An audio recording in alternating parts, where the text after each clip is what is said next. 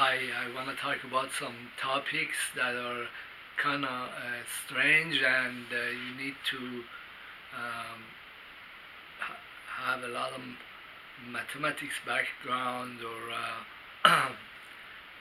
be very well read or erudite. Anyhow, the one of the reasons that engineers or statisticians or a lot of different branches of technology or science, they use math a lot, is because when systems become very complicated or they evolve like biological systems, you really need to model them, like mathematically model them to understand what might happen in the future. And in fact, a lot of these models are very old models and they don't work anymore. But the people who made the models, they they become attached to them. They develop a certain fondness to this model, and they don't want to give it up. It's just like you marry someone and you're attached to them, and uh, you get you get used to the person and the responses and all that. Well, actually, I was listening to Peter Schiff, and he was talking about how a lot of the wealth in the stock market is evaporating. A lot of companies taking huge losses.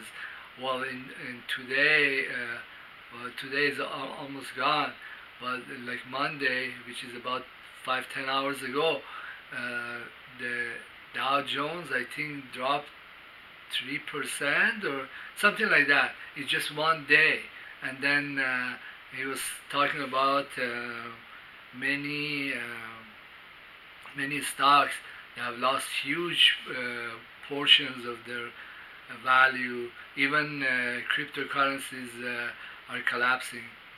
So, but then Peter Schiff, he goes on and he says that okay, this is all right, and we need a reset.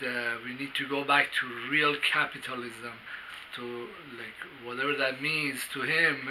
That capitalism is itself is such a beautiful system and it always works. All the good things that are around us is because of the real capitalism and free markets and all that. And well, and then I was listening to Kaiser report, and he was saying, hey, capitalism isn't working anymore, or it died in 2008, and then, but all these commentators, they have their own biases, and many of them are very much fond of capitalism, and many of them, they seldom talk about the militarism and all the money that the government has squandered, and also has engaged in many foreign wars, which has nothing to do with capitalism. In capitalism, if you kill your customers or people who might be a future customer, then you're killing yourself. You're shooting yourself in the foot. That's not capitalism. But well, the only part of the capitalism that Peter Schiff is very fond of is the free markets. But you could have free markets, and you could also have very profligate politicians that engage in all kinds of useless ventures. I don't know how much they have spent on foreign wars and on share buybacks and rescuing bad banks. This is all happened in the capitalist system. It didn't happen under the socialist system. Well, then socialists are so bad; they're the worst. We can never go back to them. Then just that many analysts, they don't want to give up this system. They don't want this beautiful dream, the way things worked out. And what if one day that capitalism doesn't work for most of the people and most of the world, and they find out that hey, we can do things differently. We don't need these guys, and that's exactly what's happening in the world right now. But I was thinking of calling this video the lag time, which is like say you have a electronic system or like a electromechanical system like a car.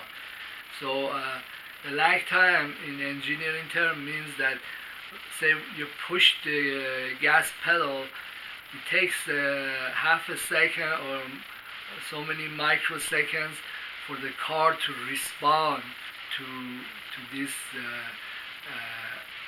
command that you just gave it.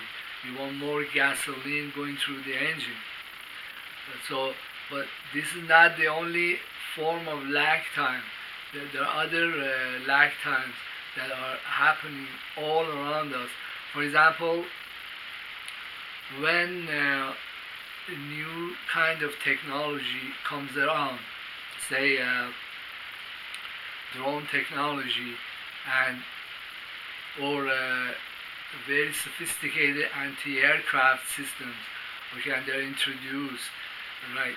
This, it takes a little time.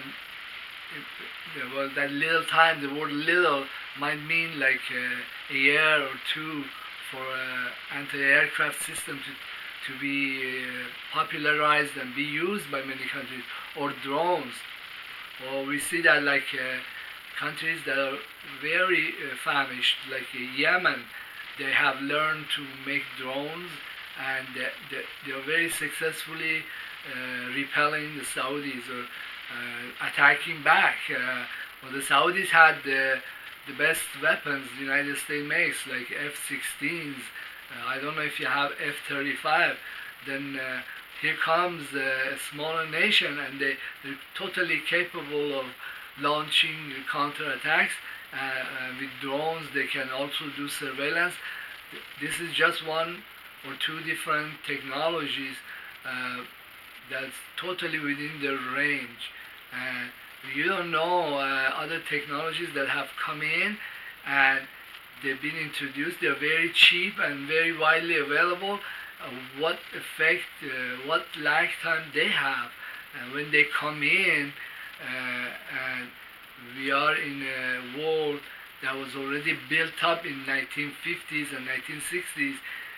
When these lag times converge, and first of all, many impoverished nations or individuals that suddenly become empowered, they can do fantastic things.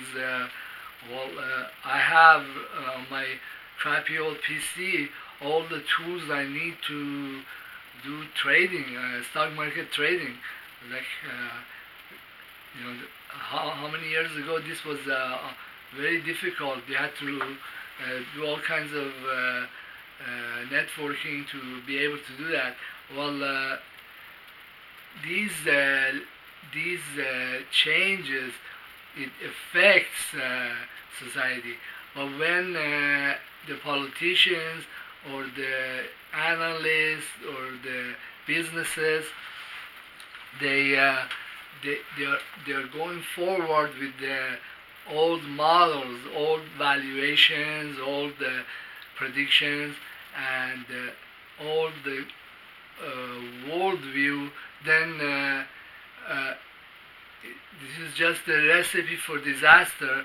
And well, Peter Schiff was saying that many people are very oblivious to the fact that a lot of wealth is already have evaporated, and we might see a lot more. But people carry on as if nothing has happened. It's just it's that they don't think that there is a lag time, that there is the lag time has ended, things have changed. But I don't know.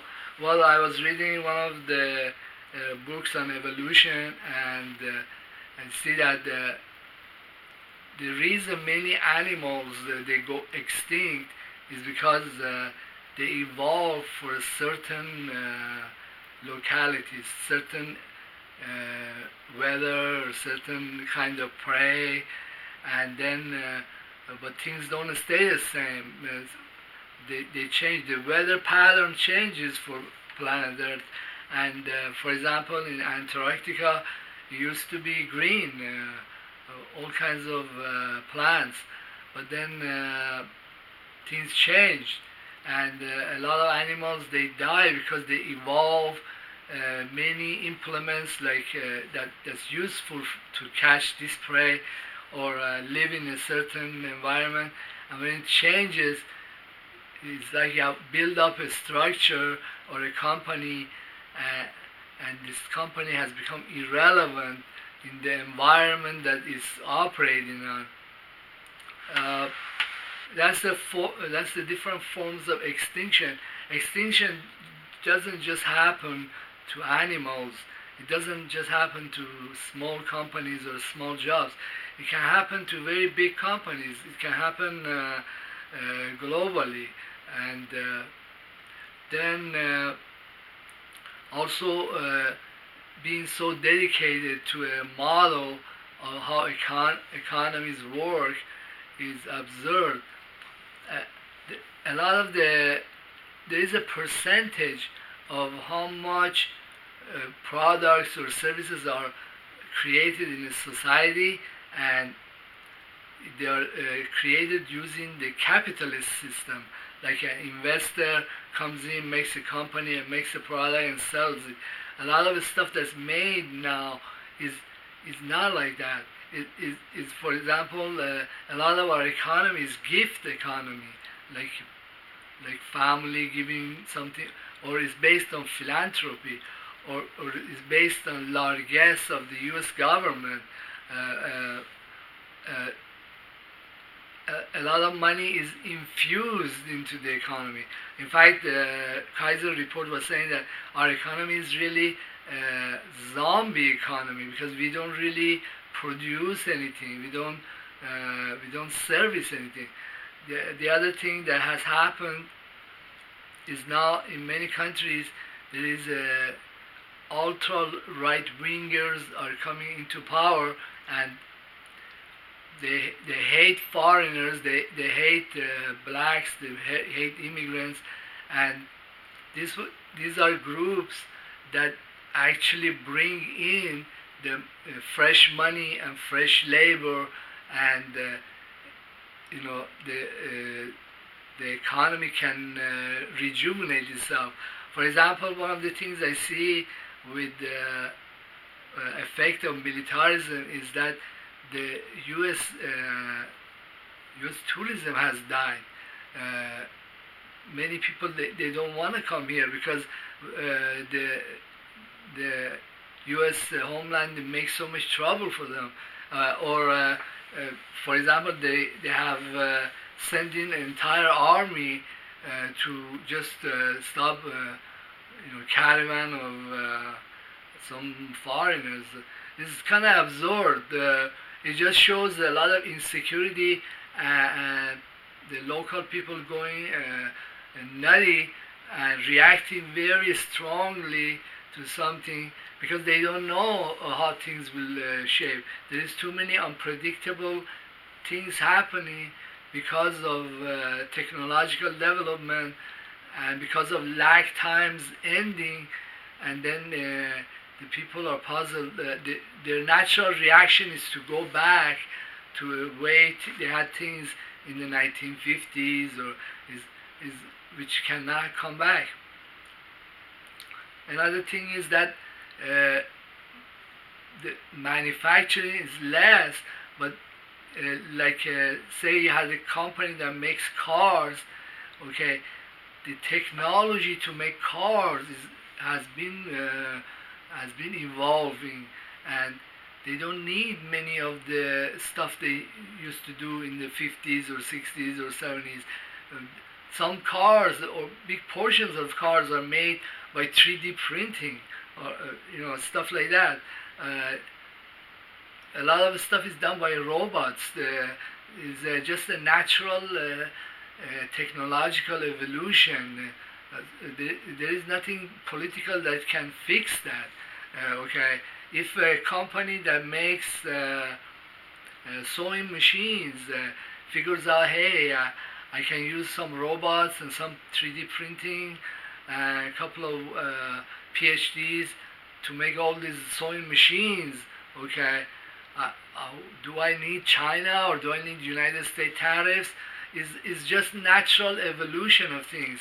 And just like an animal that cannot adapt to changes in weather, much of the U.S. public and also big businesses and small businesses, they're going extinct because they are unwilling to adapt to changes. Another problem is this fixation on the capitalist system, and it's just like somebody had a massive heart attack and they are in coma, and the doctors that knew and loved this person, they just don't want to give up on this person, keep pumping him with all kinds of fresh blood, all kinds of medication, artificial lungs, artificial heart, and they keep this going because they're so used to this system as is, they cannot imagine that things could be done much better, much cheaper.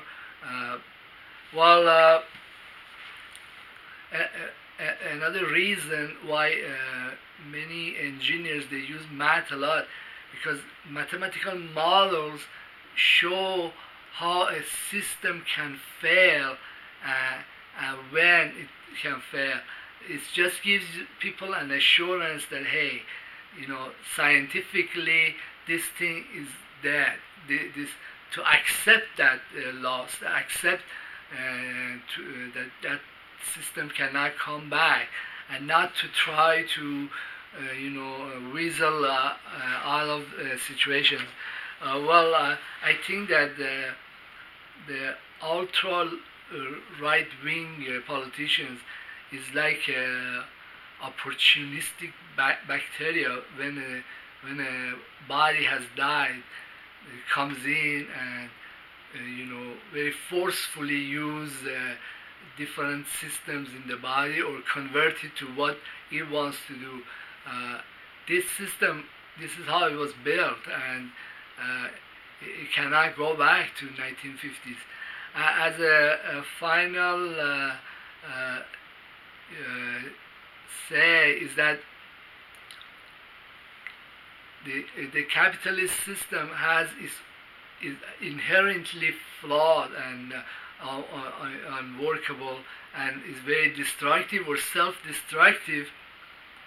It's just like a person like me. I had diabetes, and my diabetes was dormant for many years until I was like in my 30s, 30 something, and then it progressed, and I started getting the symptoms of diabetes, which you get thirsty or fatigue, and then I had to go on medication. I was on medication for many years, and then it got worse, and my blood sugar was high, so I had to go to the doctor, and now I have to put insulin. In fact, I have to put 2 kinds of insulin, and I use many herbs too to regulate. So there is nothing to stop diabetes. It's because it was something inherent. It was genetically in me. It was there is nothing that I could do to completely reverse this thing.